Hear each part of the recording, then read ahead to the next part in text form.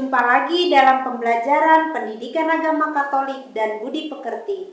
Bagaimana kabar Ananda sekalian? Ibu berharap semua Ananda dalam keadaan sehat dan tetap semangat mengikuti PJJ kita dari rumah.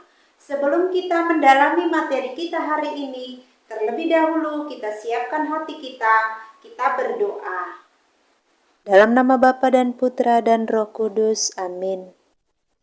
Ya Bapa, sumber kebijaksanaan sejati, dalam pembelajaran ini kami ingin memahami lebih mendalam tentang hakikat dan sifat-sifat gereja, teristimewa gereja yang apostolik.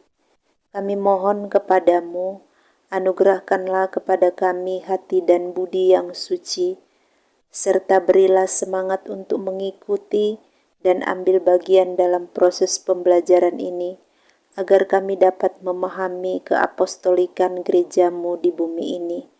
Engkau yang hidup dan berkuasa kini dan sepanjang segala masa. Amin. Dalam nama Bapa dan Putra dan Roh Kudus. Amin. Setelah kita membuka pembelajaran kita dengan doa pembukaan, kita akan mendalami materi kita hari ini dan judul kita adalah Gereja yang Apostolik. Adapun kompetensi dasar kita 3.2, memahami sifat-sifat gereja sebagai dasar panggilan untuk merasul dan memperjuangkan nilai-nilai kerajaan Allah, dan indikator pencapaian hasil belajar. Pada akhir pembelajaran diharapkan siswa mampu, yang pertama, mendeskripsikan arti sifat gereja yang apostolik, yang kedua, menyebutkan berbagai tradisi gereja yang menunjukkan ciri apostolik, dan yang ketiga, menguraikan usaha-usaha gereja dalam mewujudkan sifat yang apostolik pada zaman ini. Minggu yang lalu kita sudah mendalami materi kita sifat gereja yang ketiga, yaitu gereja yang Katolik. Dan hari ini kita melanjutkan sifat gereja yang keempat, yakni gereja yang apostolik. Nah, bagaimana makna keapostolikan gereja itu sendiri? Mari kita simak satu cerita yang berjudul Habemus Papam. Tepat pukul 19.07 waktu Roma, asap putih mengepul dari cerobong asap paling terkenal di dunia di atas Kapel Sistina Vatikan. Awalnya asap putih itu tipis, makin lama makin menebal menembus hujan rintik yang mengguyur Vatikan sejak siang hari. Tepuk tangan puluhan ribu umat dan warga bergemuruh. Teriakan dan jeritan Fumata Bianca atau asap putih mewarnai Piazza San Pietro. Selang 5 menit, lonceng-lonceng Basilika Santo Petrus berdentang, bersahut-sahutan. Seturut tradisi, bunyi lonceng mengkonfirmasi bahwa asap putih betul putih, tanda paus sudah terpilih. Lebih dari 5 menit asap putih mengepul disertai oleh lonceng, disaksikan puluhan ribu orang di piazza dan jutaan orang di seluruh dunia yang mengikuti momentum ini lewat berbagai media komunikasi. Alun-alun Santo Petrus makin dipadati warga Roma. Umat beriman dari berbagai bangsa, meski hujan terus mengguyur dengan suhu udara 10 derajat Celcius, kebanyakan orang, baik tua, muda, anak pun remaja, merangsek mendekati Basilika, ingin lebih dekat menyambut paus baru dan menerima berkat. Mata seluruh orang di piazza tertuju pada balkon utama tempat namanya akan diumumkan. Wajah Basilika San Pietro sore itu berseri. Bagian mukanya terang benderang, disinari lampu dari kiri dan kanan. Jendela-jendela mengeluarkan cahaya kekuningan. Pada pukul 20.05, cahaya di jendela makin cerah. Semakin memikat banyak manusia yang berkerumun di piazza. Selang beberapa saat pukul 20.10, Kardinal Jean-Louis Tauran sebagai kardinal protodiakon muncul di balkon itu. Seluruh piazza menjadi hening. Ia mengangkat muka dan berkata, "Saya umumkan kepada Anda sebuah sukacita besar. Kita mempunyai seorang paus." Selanjutnya ia menyebut nama Jorge Mario Bergoglio. Sebagai paus ia mengenakan nama Franciscus. Setelah ini diumumkan, meledaklah piazza dengan sorak dan tepuk tangan. Sebagian melonjak, sebagian lagi berseru, "Viva il Papa, Papa Francesco." Pukul 20.22, keluarlah para kardinal di balkon sebelah kiri dan balkon sebelah kanan basilika.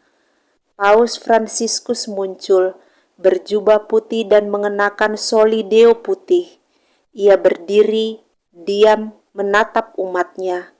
Lalu ia mengucap salam sahaja. "Saudara-saudariku, selamat sore." Publik menyambut dengan tepuk tangan dan sorak-sorai. Ia melanjutkan dan mengatakan bahwa amanat sebuah konklav adalah menghadiahkan seorang uskup kepada Roma. Seperti diketahui, Paus adalah juga uskup Roma. Bapa Suci mengatakan, "Tampaknya para saudaraku kardinal telah pergi untuk mengambilnya hampir-hampir di ujung dunia. Saya ucapkan terima kasih atas sambutan Anda sekalian. Komunitas keuskupan Roma mempunyai uskupnya. Terima kasih."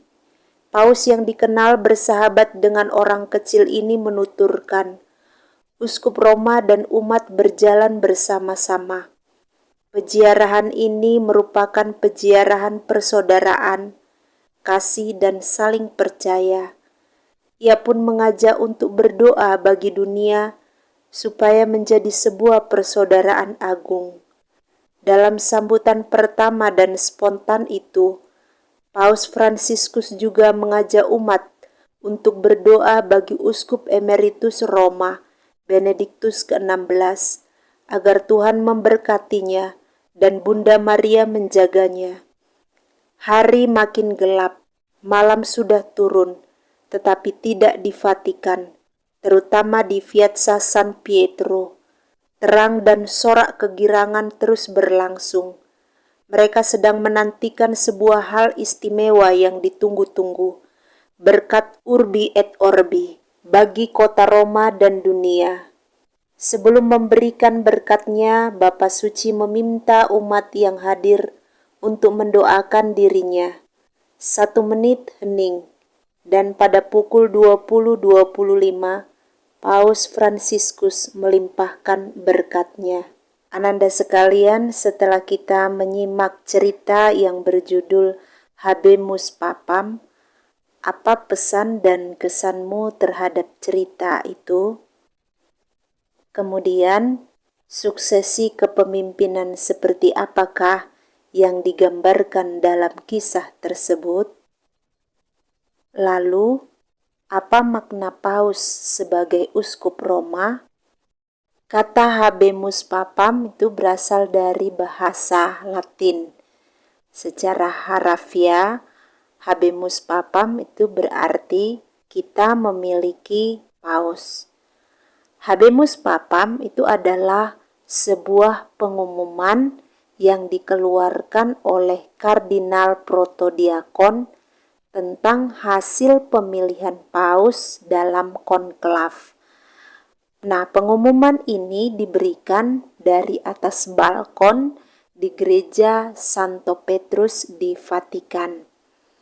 Setelah pengumuman, paus yang baru akan keluar dan memberikan berkat pertamanya, Urbi et Orbi. Dalam cerita juga ada kata konklav. Kata konklav itu berarti pertemuan para kardinal gereja Katolik yang diadakan untuk memilih paus yang baru.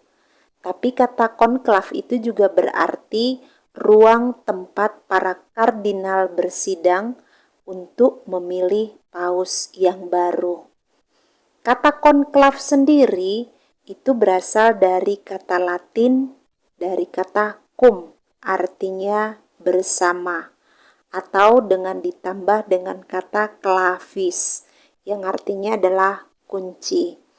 Jadi kata konklav ini digunakan pertama kali oleh Paus Gregorius ke-10 pada bulan Juli tahun 1274 saat mengumumkan peraturan prosedur pemilihan paus yang dilakukan dalam sebuah lokasi pertemuan yang ditutup rapat.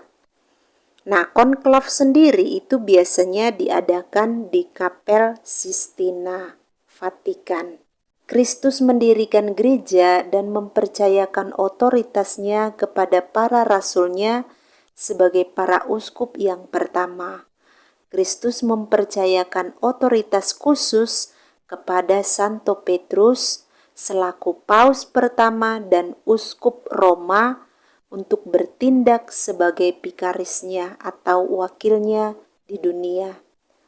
Otoritas ini telah diwariskan melalui sakramen tahbisan suci dalam apa yang kita sebut suksesi apostolik dari uskup ke uskup, dan kemudian diperluas ke imam dan diakon. Ketika Bapak Uskup mentahbiskan imam, maka ia melakukannya dengan otoritas suksesi apostolik. Imam tertahbis itu pada gilirannya ikut ambil bagian dalam imamat Tuhan kita Yesus Kristus. Jadi tak ada uskup, imam atau diakon dalam gereja Katolik yang mentahbiskan dirinya sendiri atau memaklumkan dirinya sendiri, melainkan ia dipanggil oleh gereja dan ditahbiskan ke dalam pelayanan apostolik yang dianugerahkan Tuhan kita kepada gerejanya untuk dilaksanakan dalam persatuan dengan paus. Gereja yang apostolik itu berarti warisan iman seperti yang kita dapati dalam kitab suci dan tradisi suci dilestarikan, diajarkan, dan diwariskan oleh para rasul. Di bawah bimbingan Roh Kudus, yaitu roh kebenaran, magisterium, atau otoritas mengajar gereja yang dipercayakan kepada para rasul dan penerus mereka, berkewajiban untuk melestarikan, mengajarkan, membela, dan mewariskan warisan iman. Di samping itu juga Roh Kudus melindungi gereja dari kesalahan dalam otoritas mengajarnya. Setelah kita mendalami makna keapostolikan gereja lewat cerita Habemus Papam, kita akan melihat makna keapostolikan dalam ajaran kitab suci dan juga ajaran gereja. Kita lihat dari ajaran kitab suci, sumbernya Matius 28 ayat 19 sampai dengan 20. Silakan Ananda di rumah buka kitab sucinya. Ibu akan membacakan kutipan ini untuk kita semuanya.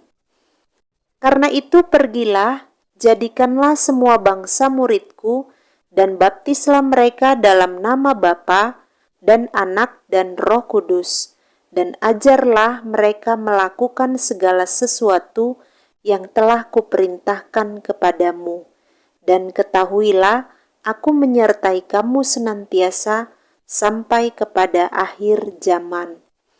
Kemudian kita lihat sumber dari ajaran gereja, yakni Lumen Gentium artikel 23, uskup setempat dan gereja universal.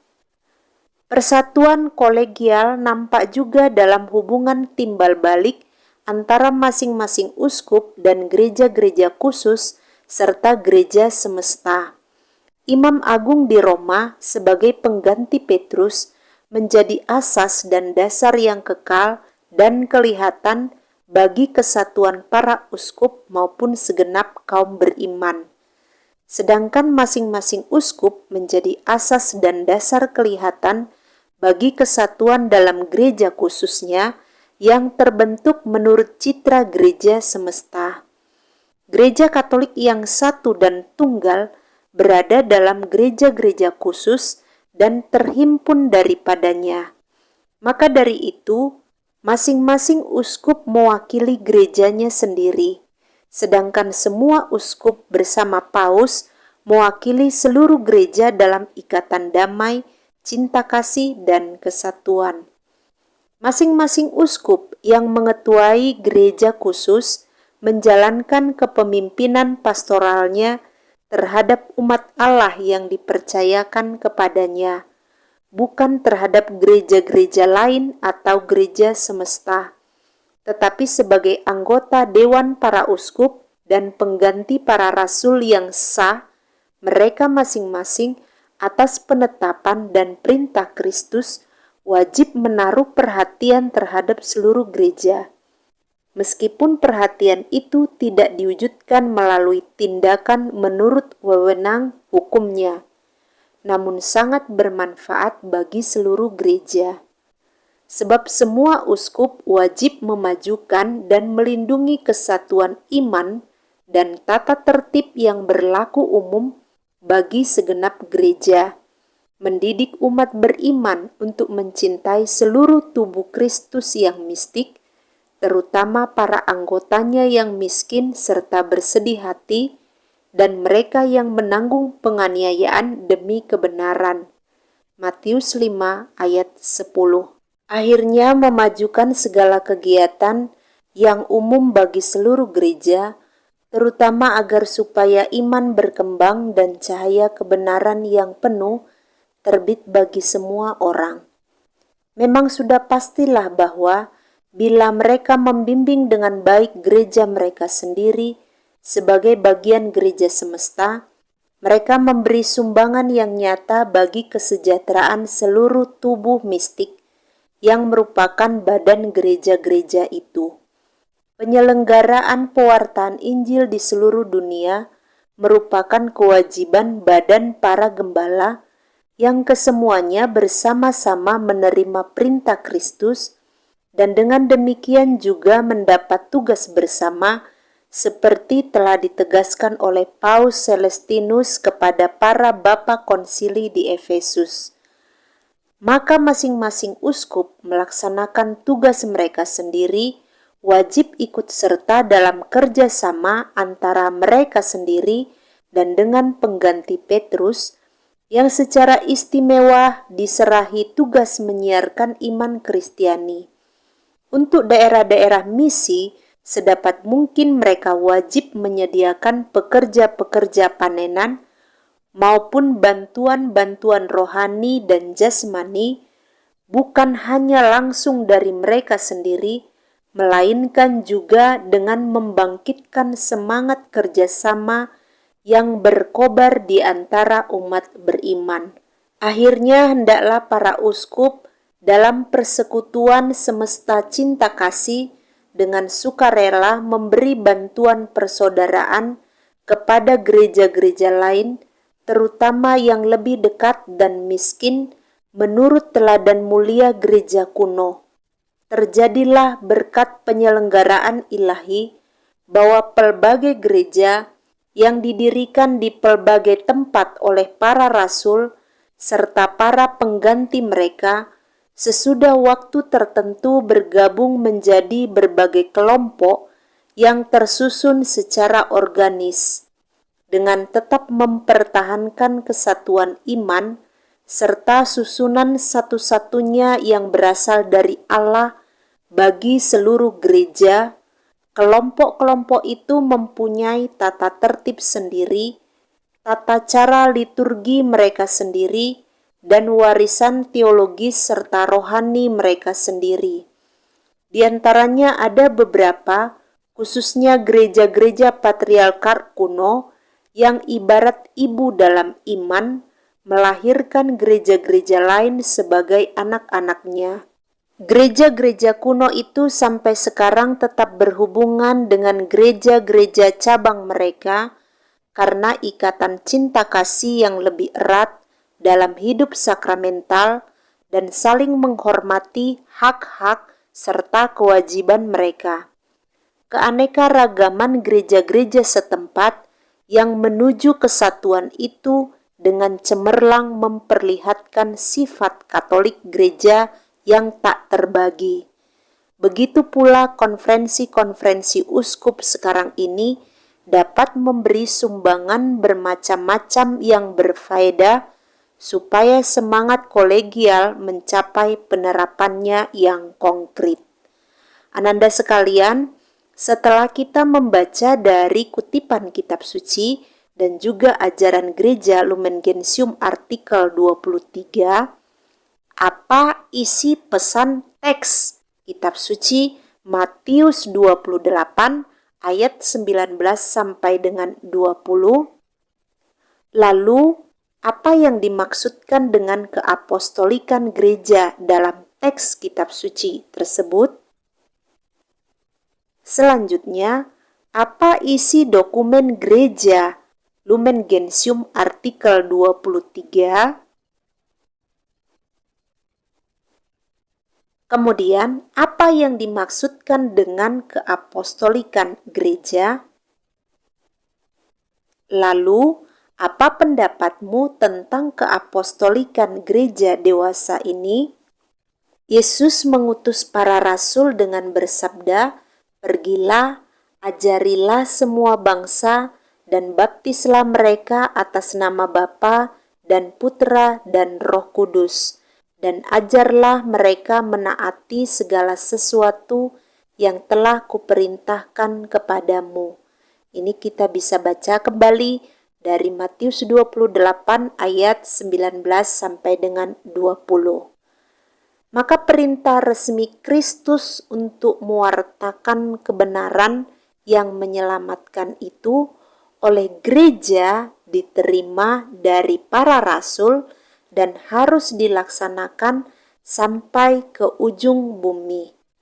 Gereja terus-menerus mengutus para pewarta sampai gereja-gereja baru terbentuk sepenuhnya untuk melanjutkan karya pewartaan Injil. Gereja yang apostolik berarti gereja yang berasal dari para rasul dan tetap berpegang teguh pada kesaksian iman mereka yang mengalami secara dekat peristiwa Yesus. Kesadaran bahwa gereja dibangun atas dasar para rasul dengan Yesus Kristus sebagai batu penjuru sudah ada sejak zaman gereja perdana. Maka hubungan historis antara gereja para rasul dan gereja sekarang tidak boleh dilihat sebagai semacam estafet yang di dalamnya ajaran yang benar bagaikan sebuah tongkat dari rasul-rasul tertentu diteruskan sampai kepada para uskup sekarang. Yang disebut apostolik bukanlah para uskup, melainkan gereja. Hubungan historis itu pertama-tama menyangkut seluruh gereja dalam segala bidang dan pelayanannya. Gereja bersifat apostolik berarti gereja sekarang mengaku diri sama dengan gereja perdana, yakni gereja para rasul. Hubungan historis itu jangan dilihat sebagai pergantian orang, melainkan sebagai kelangsungan iman dan pengakuan. Gereja yang apostolik tidak berarti bahwa gereja terpaku pada gereja perdana. Gereja tetap berkembang di bawah bimbingan Roh Kudus dan tetap berpegang pada gereja para rasul sebagai norma imannya. Hidup gereja tidak boleh bersifat rutin, tetapi harus dinamis. gereja disebut apostolik karena gereja berhubungan dengan para rasul yang diutus oleh Kristus. Hubungan itu tampak dalam legitimasi fungsi dan kuasa hierarki dari para rasul. Fungsi dan kuasa hierarki diwariskan dari para rasul. Ajaran-ajaran gereja diturunkan dan berasal dari kesaksian para rasul. Ibadat dan struktur gereja pada dasarnya berasal dari para rasul. Maka gereja sekarang sama dengan gereja para rasul. Bahkan identitas gereja sekarang mempunyai kesatuan dan kesamaan fundamental dengan gereja para rasul.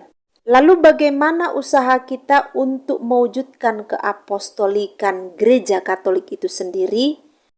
Usaha kita untuk mewujudkan keapostolikan gereja, yang pertama kita setia dalam mempelajari Injil.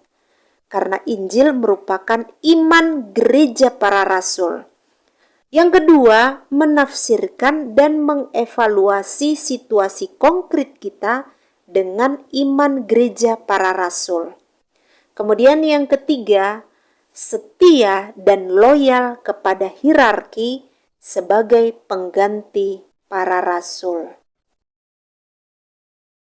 Ananda sekalian, setelah kita mendalami materi kita hari ini, gereja yang Katolik, marilah kita hening sejenak, kita merefleksikan seluruh pembelajaran kita hari ini. Untuk refleksi, silakan Ananda menulis dalam buku catatanmu, bagaimana kamu mengamalkan keapostolikan gereja dalam hidupmu sehari-hari. Kemudian untuk tugas, carilah berita-berita tentang upacara pentahbisan imam atau uskup, lalu berikanlah analisamu tentang berita upacara tahbisan tersebut dan dihubungkan dengan keapostolikan gereja. Untuk refleksi dan tugas ini, Ananda buat di dalam buku catatannya, dibuat yang rapi. Dan untuk menutup pembelajaran kita pada hari ini, mari kita siapkan hati, kembali kita berdoa. Dalam nama Bapa dan Putra dan Roh Kudus, amin. Terima kasih ya Bapa atas penyertaan-Mu dalam pembelajaran kami ini. Kini kami telah memahami rencana penyelamatan-Mu untuk seluruh umat manusia melalui gereja. Juga penyelamatan-Mu atas kami yang berpangkal pada tradisi para rasul. Kami mohon ya Bapa, jadikanlah kami pewarta-pewarta kabar sukacita di tengah-tengah masyarakat kami, agar setiap orang menemukan kebahagiaan sejati, baik di dunia ini maupun dalam kemuliaan kekal nanti. Demi Kristus Tuhan dan pengantara kami. Amin. Dalam nama Bapa dan Putra dan Roh Kudus. Amin. Demikian pembelajaran kita pada hari ini. Kita bertemu dalam pembelajaran kita minggu depan. Selamat belajar. Shalom.